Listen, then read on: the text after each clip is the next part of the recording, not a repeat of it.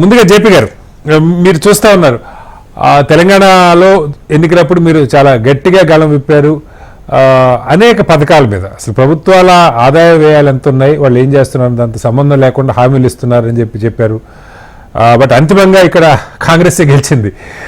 అలాగే ఇప్పుడు ఏపీలో కూడా తెలుగుదేశం ఒక 6 గ్యారంటీల పేరుతో సేమ్ ఇక్కడ దాదాపుగా ఏవైతే చెప్పారో అలాంటి గ్యారంటీలనే ఇంకా పూర్తిగా ఎన్నికల వాతావరణంలోకి వెళ్ళలేదు, పూర్తి స్థాయి మేనిఫెస్టో రాలేదు. కానీ 6 గ్యారంటీల పేరుతో మహిళలకి నెలవారీ ఇచ్చేటువంటి డబ్బులు, ఆర్టీసీ ఉచిత బస్సు, రైతులకి సంవత్సరానికి 20,000 ఇన్కమ్, అలాగే విద్యార్థులకి నిరుద్యోగ భృతి 3,000, ఈ హామీలన్నింటినీ ఇస్తూ ఉన్నారు.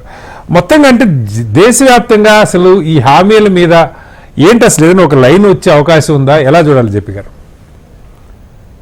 శ్రీనివాస్ గారు, మీరు అన్నట్లుగా 3 అంశాలు కీలకమైనవి. మొట్టమొదటి, ప్రభుత్వాలు చేయాల్సిన పని పక్కన పెట్టేస్తుంది. ప్రభుత్వాలని మానవ సమాజం ఏర్పాటు చేసుకున్నది మనం సొంతంగా మన కుటుంబాలు మనం చేసుకోలేని పనులు, ఉమ్మడిగా మాత్రమే జరిగే పనులు. అవి జరగకపోతే మన జీవితం చాలా గందరగోళంగా ఉండే పనులు. అంటే ఏమిటి? చట్టబద్ధ పాలన, ట్రాఫిక్ నియంత్రణ కావచ్చు, లేకపోతే చట్టం అందరికీ సమానంగా వర్తించడం కావచ్చు, కోర్టులో కేసుల పరిష్కారాలు కావచ్చు, నేరాలకు శిక్ష కావచ్చు, శాంతి భద్రతలకు కాపాడడం కావచ్చు. చట్టబద్ధ పాలన మొట్టమొదటి.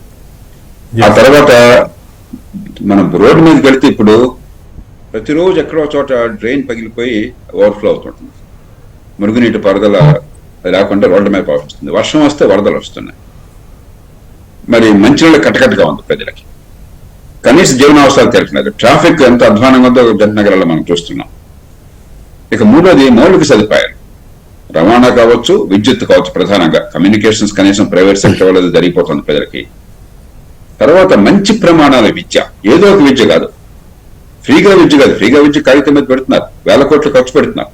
కానీ మంచి ప్రమాణాల విద్య, జేబుల నుంచి ఖర్చు పెట్టకుండా, మంచి ఆరోగ్యం, ఇవి అందించకుండా వీటిల్లో విఫలమయ్యి ప్రభుత్వాలు తాత్కాలికమైన తాయిలాల మీద దృష్టి పెట్టారు. మొట్టమొదటి సమస్య, ప్రభుత్వాలు చేయవలసిన చేయకపోతే నష్టపోయేవారు నిరుపేదలు. డబ్బున్న వాళ్ళు ఎట్లాగో వాళ్ళ పిల్లల చదువు కోసమో, ఆరోగ్యం కోసమో, వాళ్ళ కాలనీ రక్షణ కోసమో, వాళ్ళ మంచినీళ్ళ కోసమో, లేకపోతే ఇతర అవసరాల కోసం వాళ్ళంటే వాళ్ళు పడుతున్నారు. నష్టపోతుంది పేదరికాన్ని కొనసాగిస్తుంది. రెండో సమస్య, అప్పుల భారం పెరిగిపోతుంది.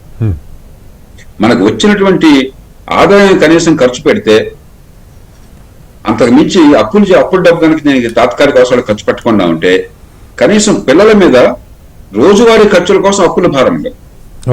ఏం చేస్తున్నాం? ఆ క్రమశిక్షణ పూర్తిగా తప్పిపోయి ఎడాపేడ ఎక్కడ దొరికితే అక్కడ అప్పులు చేసి, శక్తికి మించి అప్పులు చేసి, ఆ అప్పులతో ఆస్తులు పెంచకుండా రోజువారీ అవసరాలు తీర్చుకుంటున్నాం. ఈ తాత్కాలికమైనటువంటి సంక్షేమం కావచ్చు, వ్యక్తిగత సంక్షేమం కావచ్చు, లేకపోతే ప్రభుత్వాల సాధన ఖర్చులు కావచ్చు, దత్తపత్యాల పెన్షన్లు కావచ్చు, దుబారా ఖర్చులు కావచ్చు, ఖర్చు పెట్టేసి పిల్లల మీద భారం పెడుతుంది.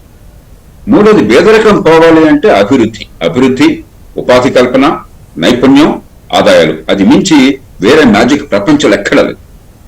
అభివృద్ధి లేకపోతే, పెట్టుబడుల ప్రోత్సాహం లేకపోతే, మౌలిక సదుపాయాలు లేకపోతే, ఉపాధి కల్పన లేకపోతే, ఉపాధికి కావాల్సిన నైపుణ్యం లేకపోతే ఎల్లకాలం సామాన్య ప్రజలు పుచ్చుకునే చెయ్యి, ఈ అధికారంలో ఉన్నది ఇచ్చే చేయకూడదు. ఇచ్చినట్టు కనిపిస్తుంది కానీ చివరికి ప్రజల్ని మనం దోచుకుంటున్నాం, వాళ్ళ బతుకులు నాశనం చేస్తున్నాం.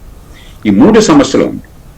ఈవేళ FRBM చట్టం అని ఉంది. దాని ప్రకారం రాష్ట్రాల్లో మీరు 20% మించి ఆ రాష్ట్ర స్థూల ఉత్పత్తిలో 20% మించి అప్పులు అడగకూడదు. మన తెలంగాణ తీసుకోండి. తెలంగాణ 2014లో దేశంలో అత్యంత మిగులుతో ఏర్పడ్డ రాష్ట్రం. ఎందుకంటే మహానగరం చిన్న రాష్ట్రంలో ఉంది కాబట్టి ఆ మహానగరం వల్ల తెలంగాణకి 14వ ఆర్థిక సంఘం లెక్కల ప్రకారం 5 ఏళ్లలో 1,16,000 కోట్ల రూపాయల రెవెన్యూ మిగులు ఉంటుందని అంచనా వేశారు. అలాంటిది మిగులు మొత్తం పై మన శ్వేతపత్రం ప్రకటించారు కదా, మీరు చూసి. అప్పుల భారం చివరికి 39% దాటుతుంది. యాక్చువల్లీ నేను ఇంకా కొన్ని లెక్కలు వేయాల. ప్రభుత్వం శ్వేతపత్రంలో వచ్చిన అన్ని లెక్కలు అవి కూడా వేస్తే 45% అవుతుంది. కానీ 40%కి వచ్చింది. ఆంధ్రప్రదేశ్ 45%కి వచ్చేసింది. వీళ్ళు ప్రభుత్వాలు అప్పులు చేయటమే కాకుండా మరి ఆఫ్ బడ్జెట్ లోన్స్, అంటే బడ్జెట్ లో చూపెట్టకుండా ప్రభుత్వ అవసరాల కోసం అప్పులు తీసుకొచ్చి వేరే సంస్థల పెట్టి తీసుకున్నట్టుగా నటిస్తున్నారు. ఎస్క్రో అకౌంట్లు పెట్టి తల రకరకాలు పెట్టి. అదే కాక చెల్లించాల్సిన డబ్బులు ఉన్నాయి, కాంట్రాక్టర్ల బకాయిలు ఉంటాయి, ఉద్యోగుల జీతభత్యాల బకాయిలు ఉంటాయి. ఖచ్చితంగా చెల్లించాలి, ఎవరు ఆపలేరు. ఇవాళ చెప్పండి వచ్చే ఏడాదికి వాయిదా వేస్తున్నారు. ఇవన్నీ కలిపితే అసలు తరిసి ఒప్పందం అవుతుంది. కాబట్టి ప్రమాద కంటికలు మనం మోగుతోంది. ఇటీవలనే IMF అంతర్జాతీయ ద్రవ్యనిధి వాళ్ళు కూడా ఒక అంచనా వేశారు. జాతీయ స్థాయి రాష్ట్రాలు కలిపితే మన GDP 100% దాటిపోయే ప్రమాదం ఉంది అప్పులు. అది పెరిగితే అప్పుల భారం ప్రభుత్వ వ్యవస్థను పొంగదీసే ప్రమాదం ఉంది, ఆర్థిక వ్యవస్థ ప్రమాదంలో ఉంటుంది, జాగ్రత్త అని చెప్పి హెచ్చరించారు. అంచేత ఇప్పటికైనా మేల్కోకపోయినట్టయితే, మౌలికమైన విధానాలను మనం సరిగ్గా అమలు చేయకపోయినట్టయితే ఖచ్చితంగా భవిష్యత్తు చాలా ప్రమాదంలో పడుతుంది.